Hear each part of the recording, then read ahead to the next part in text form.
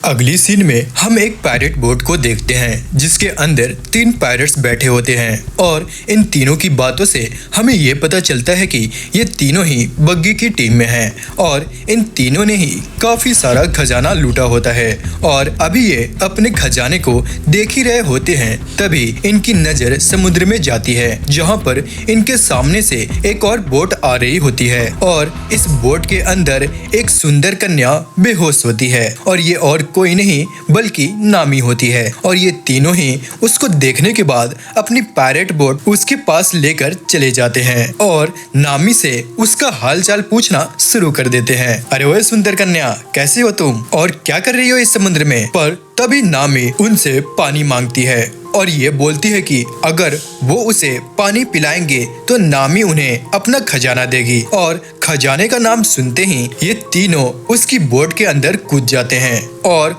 वो उसके पास पड़े हुए बक्से को खोलकर देखना शुरू कर देते हैं और इसी मौके का फायदा उठाकर नामी उन बोट के अंदर घुस जाती है और उनकी बोट को लेकर वहां से जाने लगती है और इन तीनों का काट देती है और ये देखकर ये तीनों पायरेट्स काफी ज्यादा चौंक जाते हैं क्योंकि इस बोट के अंदर उनका काफी सारा लूटा हुआ खजाना होता है और तभी इन तीनों को एक और झटका लगता है जिसके बाद यहाँ पर बारिश होने शुरू हो जाती है और ये तीनों जिस नाव के अंदर होते हैं वो धीरे धीरे डूबना शुरू कर देती है और ये तीनों नीचे डूब जाते हैं और फिर अगली सीन में हम लूफी और जोरो को देखते हैं। ये दोनों ही अपनी बोट के अंदर होते हैं पर इन दोनों की बातों से हमें पता चलता है कि ये दोनों अपना रास्ता भटक चुके हैं और सही रास्ता इन्हें नहीं मिल रहा। लेकिन तभी अचानक यहाँ पर हवा चलना शुरू हो जाती है जिससे लूफी की हैट उड़ जाती है और उसकी बोट के अंदर उड़ना शुरू कर देती है जिसको देखकर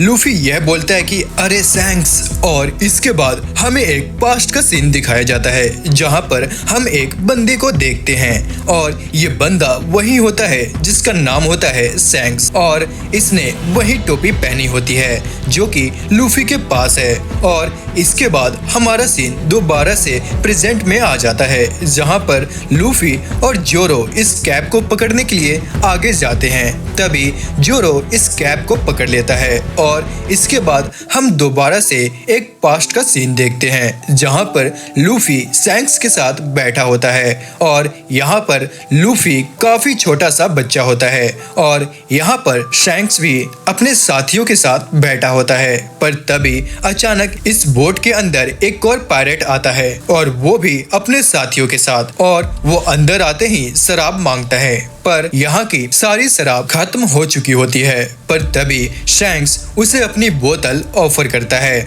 और ये बोलता है कि ये आखिरी बोतल है पर तुम इसे ले सकते हो। और ये सुनने के बाद वो बंदा काफी ज्यादा गुस्सा हो जाता है और इस बोतल को तोड़ देता है पर शैंक्स बिल्कुल शांत होता है और वो इस बंदे से लड़ने की बजाय बोतल को साफ करने लगता है और ये देखकर उस दूसरे पायरेट को और भी ज्यादा गुस्सा आ जाता है जिससे वो आसपास रखी हुई सारी बोतल्स को तोड़ देता है और वहां से जाने लगता है। पर इतना सब कुछ होने के बाद भी सैंक्स बिल्कुल शांत होता है और वो जोर जोर से हंसना शुरू कर देता है जिसके बाद उसके सारे के सारे साथी हंसने लगते हैं। पर ये देखकर लूफी को काफी ज्यादा गुस्सा आ रहा होता है और लूफी सैंक्स से बोलता है अरे यार वो दूसरा पायरेट तुम्हारी बेइज्जती करके चला गया और तुम हंसते रहे। और इसके बाद हम देखते हैं कि लूफी को काफी ज्यादा भूख लगनी शुरू हो जाती है। तभी वो पास में रखे हुए एक फ्रूट को देखता है जो कि काफी ज्यादा अजीब होता है पर वो इस फ्रूट को पूरा का पूरा खा जाता है और ये देखकर शैंक्स उसके पास आता है और लूफी को उल्टा कर देता है और यह बोलता है कि जो फ्रूट तूने खाया है फटाफट उसे बाहर निकालो। और शैंक्स ये बताता है कि यह फ्रूट कोई आम फ्रूट नहीं, इसका नाम है गम गम फ्रूट और यह एक डेविल फ्रूट है। पर तभी अचानक हम ये देखते हैं कि लूफी की टांगे काफी ज्यादा लंबी हो जाती है और सारे लोग इसको देखकर बहुत ही ज्यादा हैरान हो जाते हैं। और फिर अगली सीन में हम ये देखते हैं कि वही पायरेट जिसने सैंक्स की बेइज्जती की होती है वो अब लूफी को परेशान कर रहा होता है और उसके सर पर अपना पैर रख देता है क्योंकि जब इस बंदे ने बोट के अंदर शैंक्स की बेइज्जती की थी तब लूफी ने इस बंदे को काफी खरी खोटी सुनाई थी, तो इसलिए ये बंदा उससे बदला ले रहा था। पर तभी अचानक हम ये देखते हैं कि लूफी को बचाने के लिए शैंक्स अपनी पूरी की पूरी टीम के साथ यहाँ पर आ जाता है और वो इस पायरेट से लूफी को छोड़ने के लिए बोलता है। पर तभी अचानक उसका एक बंदा शैंक्स की कनपट्टी पर अपनी बंदूक रख देता है, पर इससे शैंक्स बिल्कुल भी नहीं घबराता और वो स्माइल करता है। और तभी अचानक हम ये देखते हैं कि उसकी टीम का एक बंदा उसकी कनपट्टी पर बंदूक रखने वाले बंदे को टपका देता है और इसके बाद शैंक्स उससे गुस्से में यह बोलता है कि तुमने मेरे साथ जो भी कुछ किया था मैं उसके लिए तुम्हें माफ कर रहा हूँ, पर अगर तुम मेरे बंदे को परेशान करोगे तो मैं तुम्हें जान से मार दूंगा, समझे। और ये सुनने के बाद वो दूसरा पायरेट शैंक्स को मारने के लिए अपने बंदे को भेजता है, पर शैंक्स का आदमी अपनी बंदूक से उन सबको टपका देता है और ये देखकर वो दूसरा पायरेट डर जाता है और यहाँ पर स्मोक बॉम्ब फेंक कर यहाँ पर धुआं ही धुआं कर देता है और यहाँ से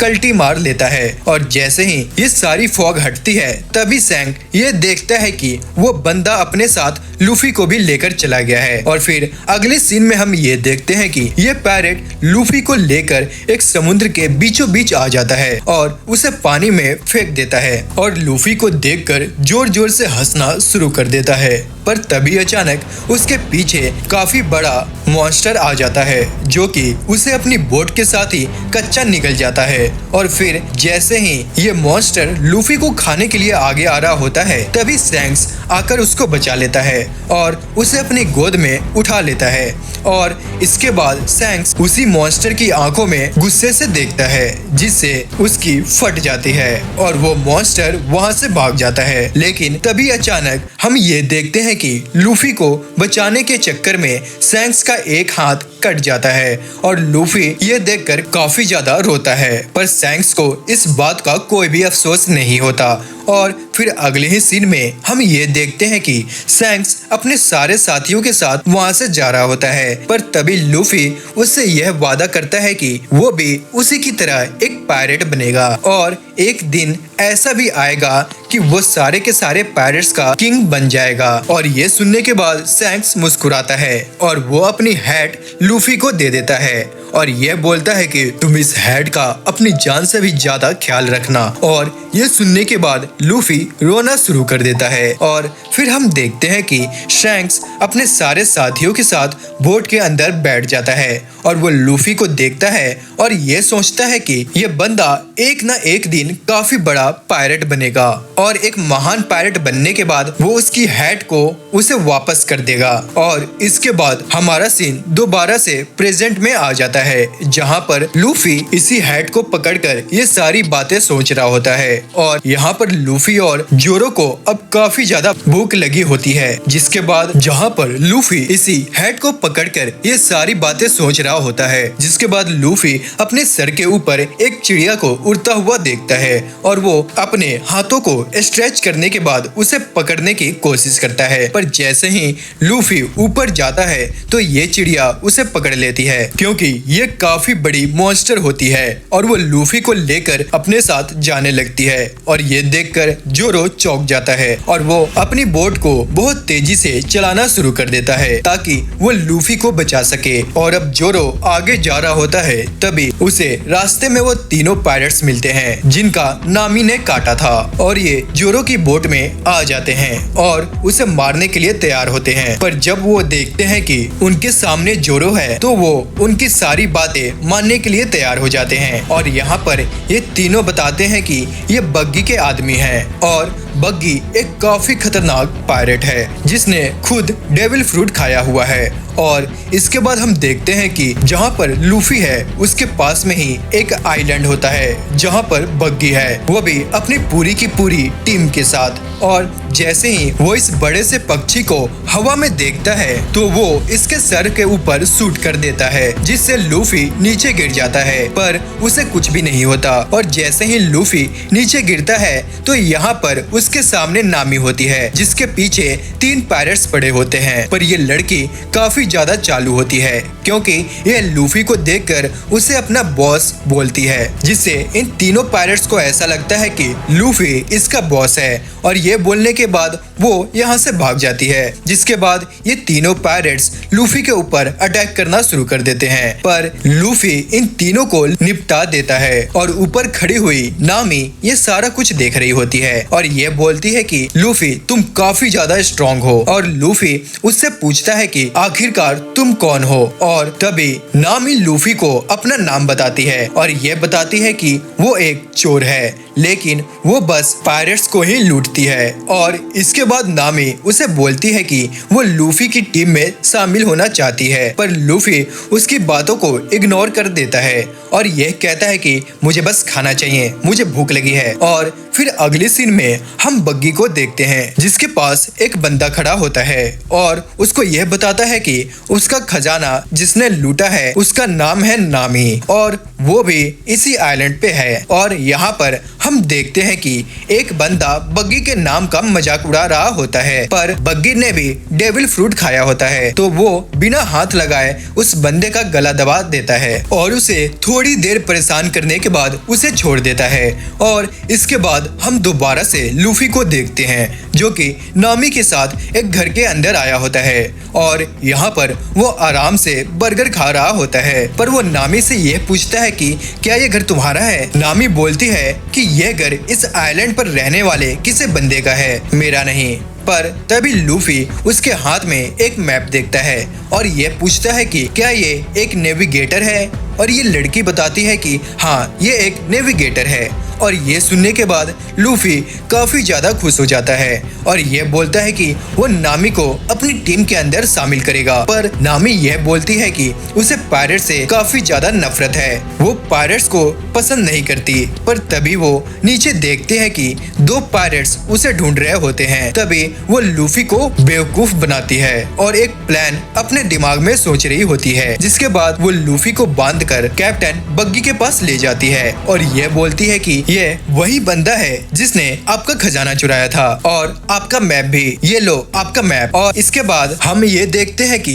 नामी बग्गी की टीम में शामिल हो जाती है और बग्गी लूफी को एक पिंजरे के अंदर बंद कर देता है और इसके बाद ये सारे पार्टी करना शुरू कर देते हैं। तभी बग्गी अपनी तोप को तैयार करता है और उसे गांव के ऊपर फायर कर देता है और ये देखकर बग्गी काफी ज्यादा खुश होता है और वो ये बताता है कि उसके पास डेविल फ्रूट की पावर्स है, तो वो ग्रैंड लाइन पर कब्जा करने वाला है और वो यहाँ के सारे खजाने को लूट लेगा। पर तभी अचानक हम देखते हैं कि ये सारा कुछ जोरो भी देख रहा होता है और फिर अगले सीन में हम ये देखते हैं कि बग्गी नामी के पास आता है और उसे एक माचिस देता है और ये बोलता है कि अगर तुम्हें मेरी टीम के अंदर शामिल होना है तो तुम्हें लूफी को मारना होगा, वो भी इस कैनन से। और ये सारी बातें सुनने के बाद नामी सुन पड़ जाती है और वो बिल्कुल भी नहीं हिलती। पर तभी अचानक हम ये देखते हैं कि एक दूसरा आदमी आकर उसकी हाथ से माचिस छीन लेता है और उसके अंदर आग लगाने ही वाला होता है, पर तभी नामी उसके ऊपर अटैक कर देती है और उसे ढेर कर देती है। और ये देखकर कैप्टन बग्गी काफी ज्यादा गुस्सा हो जाता है और वो अपने खूंखार पायरेट्स को नामी को टपकाने के लिए भेज देता है और यहाँ पर नामी इन सारे बंदे को अकेले ही ठिकाने लगा देती है, जिसके बाद वो तोप के पास आकर उसकी आग को हाथों से ही बुझा देती है। पर इससे नामी के हाथ जलने शुरू हो जाते हैं और ये देखकर लूफी को ऐसा लगता है कि ये लड़की मेरे लिए ऐसा क्यों कर रही है। जिसके बाद हम ये देखते हैं कि कैप्टन बग्गी के कुछ और आदमी उस पर अटैक करने के लिए पीछे से आते हैं, पर तभी अचानक यहाँ पर एंट्री होती है जोरो की, जो कि उन सबको टपका देता है और जोरो को यहाँ पर देखकर सारे लोग डरने लगते हैं क्योंकि जोरो काफी ज्यादा फेमस होता है। और ये देखकर कैप्टन बग्गी ये बोलता है कि वो अभी जोरो को मार देगा, जिससे उसकी पॉपुलैरिटी और भी ज्यादा बढ़ने वाली है। और ये बोलकर बग्गी अपनी तलवार उठाता है और जोरो पर अटैक करने के लिए आगे बढ़ता है, पर जोरो बड़ी आराम से अपनी शॉट से उसके हाथ और पैरों को काट देता है। और ये सारा कुछ होने के बाद भी कैप्टन बग्गी के सारे बंदे हंस रहे होते हैं और ये देखकर जोरो को कुछ भी समझ नहीं आता। पर तभी हम ये देखते हैं कि किसी ने पीछे से जोरो की कमर में तलवार घुसा दी है और ये काम कैप्टन बग्गी के कटे हुए हाथ का होता है। और इसके बाद हम ये देखते हैं कि कैप्टन बग्गी के सारे बॉडी पार्ट्स दोबारा से जुड़ जाते हैं और इसके बाद कैप्टन बग्गी हंसते हुए ये बोलता है कि मुझे कुछ नहीं होने वाला क्योंकि चॉप फ्रूट खाया हूँ। और तभी लूफी उसे बोलता है, अबे ओए लाल नाक वाले बंदर, तूने चीटिंग की है, मुझे नहीं पता, तेरी नाक काफी गंदी है। और अपनी नाक के बारे में सुनने के बाद बग्गी उस पर अटैक करने के लिए आगे आता है और जैसे ही वो अपनी तलवार से लूफी पर अटैक करता है तभी लूफी उसकी तलवार को अपने मुंह से पकड़ लेता है और इसी मौके का फायदा उठाने के बाद जोरो तोप के पास आ जाता है और उस तोप को बग्गी की तरफ कर देता है और नामी उस तोप में आग लगा देती है और फिर हम यह देखते हैं कि जोरो तोप को चला देता है जिसकी वजह से कैप्टन बग्गी के आसपास काफी बड़ा धमाका होता है और चारों तरफ धुआं ही धुआं हो जाता है। और इसके बाद हम जोरो को देखते हैं जो कि लूफी के पिंजरे को लेकर एक सेफ जगह पर जा रहा होता है, पर वो जाते जाते लूफी से पूछता है आखिरकार वो लड़की कौन है, क्या तुम्हारी सेटिंग है? जिस पर लूफी यह बताता है कि इस लड़की का नाम नामी है और ये काफी अच्छी नेविगेटर है जो कि हमारी हेल्प कर सकती है। पर जोरो की हालत काफी ज्यादा खराब होती है और उसकी बॉडी से खून निकल रहा होता है और इसके बाद हमें यह पता चलता है कि कैप्टन बग्गी अभी भी जिंदा है। और इसके बाद वो अपने एक बंदे को बुलाता है और ये बोलता है कि तुम्हें जोरो को मारना है जिसने मेरे ऊपर तोप चलाई थी। और इसके बाद हम जोरो को देखते हैं जो कि लूफी के पिंजरे को खींचता हुआ एक शॉप के पास ले जाता है जहां पर उनके सामने एक डॉगी बैठा होता है और डॉगी को देखने के बाद लूफी उसे छेड़ने के लिए उसके पास आ जाता है और उसे देखकर अलग अलग इम्प्रेशंस बनाना शुरू कर देता है और ये देखकर वो डॉगी उसे पट से काट लेता है और मन में ये बोलता है क्यों भाई, आ गया ना स्वाद। और इसके बाद हम नामी को देखते हैं जो कि लूफी से ये बोलती है कि उसके पास इस पिंजरे की चाबी है और जैसे ही वो चाबी बाहर निकालती है तो वो उसके हाथ से नीचे और चाबी के नीचे गिरते ही ये डॉगी उसे खा लेता है और ये देखकर लूफी को काफी ज्यादा गुस्सा आ जाता है और गुस्से में आकर लूफी उसकी गर्दन पकड़ लेता है और ये बोलता है तेरी भैंस की आंख, निकाल मेरी चाबी, तेरी वजह से मैं यहीं पर फंसकर रह जाऊंगा। लेकिन तभी अचानक उसके पास एक बूढ़ा आदमी आता है और वो उन्हें यह बताता है कि वो इस जगह का मेयर है और यहाँ पर जोरो की हालत काफ़ी ज़्यादा खराब होती है। तो ये बंदा जोरो की पट्टी कर देता है और उसे सुलाने के बाद वो दोबारा से लूफी के पास आता है और उसे ये बोलता है कि इस डॉगी का नाम चोचो है और अभी तुम जिस दुकान के बाहर खड़े हो ये इसी की मालिक का है, पर वो काफी लंबे टाइम पहले मर चुका है तो ये उसकी रखवाली करता है। और इसके बाद ये बंदा बताता है कि इस दुकान का मालिक उसका काफी अच्छा दोस्त था तो इसलिए वो टाइम पर आकर इसके डॉगी को खाना खिलाता है। पर तभी अचानक हम देखते हैं कि लूफी के पास वही बंदा आ जाता है जिसका नाम होता है मोजी और इस बंदे को कैप्टन बग्गी ने जोरो को मारने के लिए भेजा होता है और ये बंदा एक काफ़ी बड़े शेर जैसे मॉन्स्टर के ऊपर बैठकर आता है और ये उसका पालतू होता है। और इसके बाद मोजी नीचे आता है और वो चोचो को देखकर यह बोलता है कि वो इस दुनिया के सारे एनिमल्स को काबू कर सकता है और ये बोलने के बाद वो चोचो से हैंडशेक करने के लिए हाथ आगे बढ़ाता है पर चोचो उसके हाथ पर काट लेता है और ले ले मजा। और इसके बाद मोजी ये बोलता है कि ये सारी बातें साइड करो और मुझे ये बताओ कि जोरो कहाँ पर है, मैं उसे मारने के लिए आया हूँ। और ये सुनने के बाद लूफी उसे बोलता है अबे ओए गधे की शक्ल के, मैं तुझे नहीं बताऊंगा कि जोरो कहाँ पर है, जो करना है कर ले। और ये सुनते ही मोजी अपने शेर से लूफी के ऊपर अटैक करा देता है जिससे लूफी का पिंजरा टूट जाता है और लूफी बाहर निकल जाता है और बाहर निकलते ही वो जोरो को बचाने बचाने के लिए भागता है। पर तभी हम देखते हैं कि मोजी चोचो के मालिक की दुकान को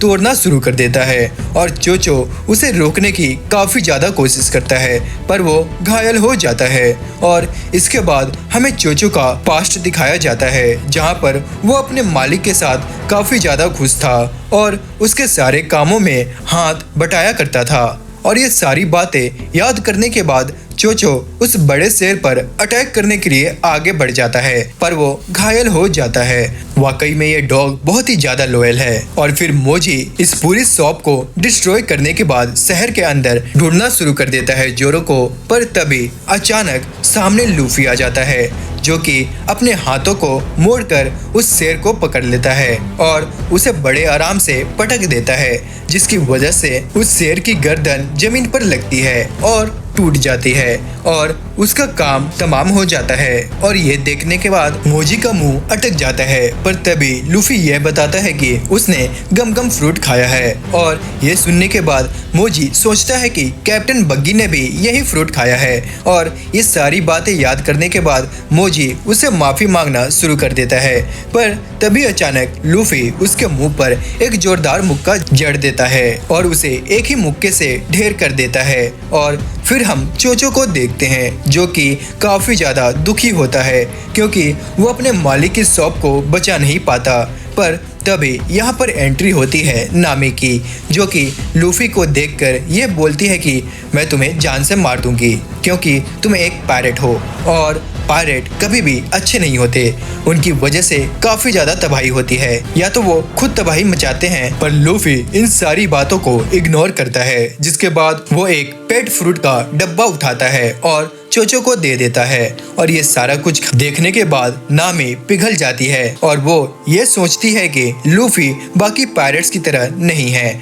वो थोड़ा अलग है। और दूसरी तरफ हम ये देखते हैं कि मोजी कैप्टन बग्गी के पास आ जाता है और उसे ये बताता है कि वो अपना काम पूरा नहीं कर पाया क्योंकि वो टोपी वाला बंदा काफी ज्यादा स्ट्रॉन्ग है। और लूफी के बारे में ये सारा कुछ सुनने के बाद कैप्टन बग्गी ये बोलता है कि अब जो कुछ भी करना है वो मैं खुद करूंगा और मैं ही उन सभी को मजा चखाऊंगा। और ये कहने के बाद कैप्टन बग्गी अपनी एक काफी बड़ी तोप को तैयार करता है और उसे गांव के ऊपर फायर करना शुरू कर देता है और धीरे धीरे करके पूरे टाउन को तबाह करना शुरू कर देता है। और फिर हम मेयर को देखते हैं, जो कि ये सारा कुछ देखने के बाद काफी ज्यादा गुस्से में होता है और वो कैप्टन बग्गी को रोकने के लिए उसके पास आ जाता है। तभी हम देखते हैं कि कैप्टन बग्गी जो हमला करवा रहा होता है, उन्हीं में से एक अटैक जोरो के पास आकर लगता है, पर जोरो उससे बच जाता है और फिर वो लूफी और नामी के साथ मिलकर बग्गी को रोकने के लिए तैयार हो जाता है। और दूसरी तरफ हम ये देखते हैं कि मेयर कैप्टन बग्गी को ये सब करने से मना कर रहा होता है, पर बग्गी अपने कटे हुए हाथ से उसकी गर्दन दबाने लगता है। पर तभी अचानक यहाँ पर एंट्री होती है लूफी की, जो कि आते ही मेयर को बचा लेता है और मेयर को छोड़ते ही दोबारा से कैप्टन बग्गी को वह मारने के लिए भागता है। तू खड़ जा साले। और मेयर की इतनी ताकत देखने के बाद लूफी उसका सर दीवार में घुसा देता है, जिससे वो वहीं पर बेहोश हो जाता है। और ये देखकर नामी लूफी से पूछती है कि तुमने ऐसा क्यों किया। तभी लूफी बताता है कि यह बंदा मेरे रास्ते में आ रहा था और मैं ऐसा नहीं करता तो कैप्टन बग्गी मौत के घाट उतार देता। और इसके बाद हम देखते हैं कि लूफी कैप्टन बग्गी की तरफ देखता है और ये बोलता है, अबे ओए बड़ी नाक वाले, बाहर निकल। और ये सुनने के बाद बग्गी को काफी ज्यादा गुस्सा आ जाता है, जिसके बाद वो अपनी तोप से लूफी के ऊपर अटैक करता है। पर लूफी अपने पेट को फुला लेता है और उसकी तोप को रोक लेता है और इस तरह से वो इस अटैक को रिवर्स कर देता है, जिसकी वजह से कैप्टन बग्गी और उसके पूरी की पूरी टीम को काफी बड़ा झटका लगता है।